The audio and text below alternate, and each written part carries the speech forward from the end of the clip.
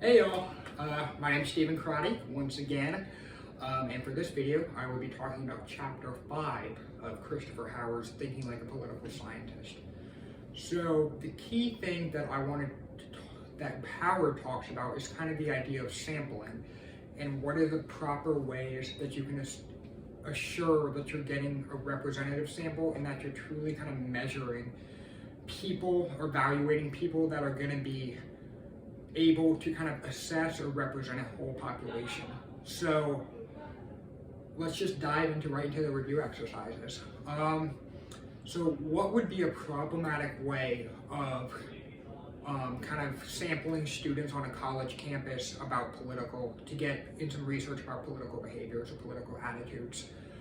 So this one was pretty easy for me to think of. So I'm a political science student. If I was to just try and recruit 3 kids from each of my political science classes, that would be highly problematic.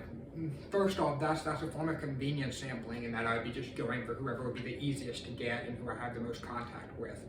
But also it's problematic because, think about it, the people who are taking political science classes with me are probably going to have political attitudes that aren't representative of political attitudes on the college as a whole. That's something we really want to focus on, is avoiding that selection bias when we kind of sample our participants. And that is why, if you were to do this, you would need to make sure that you're getting an accurate representation of the whole campus.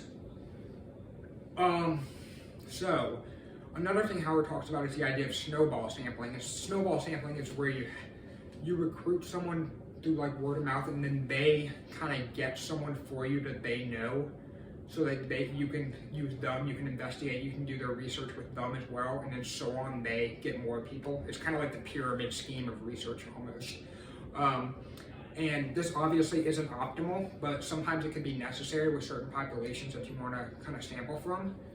So I was trying to, what is one population where it might be necessary to use this kind of method?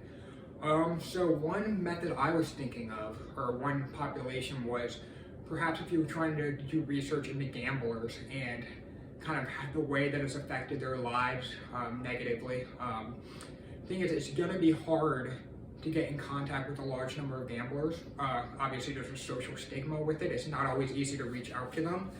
So you might need to rely on the snowball sampling of having you get in contact with people who you can interview or who you can get data from about their gambling habits, and then they put you in touch with more people who you can talk about those same issues, and so forth and so forth. Like I said before, this isn't really the optimal way to do this, but for some populations it's just necessary in order to get any data at all. And then lastly, the last review exercise I wanted to talk about was they talk about the idea of picking a case study and what kind of case study do you want to do. There's numerous different categories of case studies that you can pick. So I wanted to have y'all think of a concept for which you could do a case study, and then think about if you pick a specific case, what kind of case would that be in the context of the kind of terms that Howard talks about. So one thing I thought about was, like I said before, I am a track athlete, kind of examining culture on track teams and how different teams kind of maintain that sense of success that kind of builds on itself.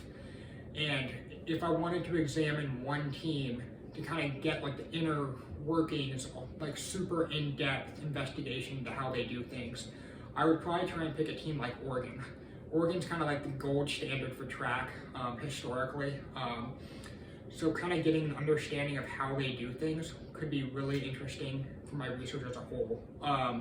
So in the context of Howard's terms, this would be an intrinsically important case, because this is something that's like especially significant, which is what he calls it, in this specific field. And I mean, you have Oregon, which is like a gold standard, so you get that kind of almost like the epitome of these cases by doing that intrinsically important kind of case.